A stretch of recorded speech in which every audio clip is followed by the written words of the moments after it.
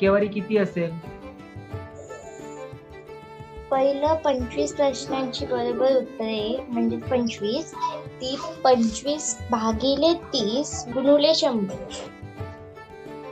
मग 25 गुणुले 100 is equal to 2500 भागिले 30 is equal to 83.6.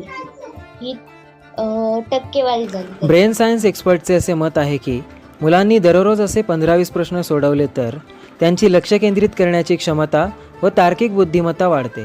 म्हणूनच आम्ही असे चॅलेंजिंग प्रश्न नेहमी मुलांकडून सोडवून घेतो. पालकांनो, आता तुमच्या मुलांना बनवा सुपर किड्स.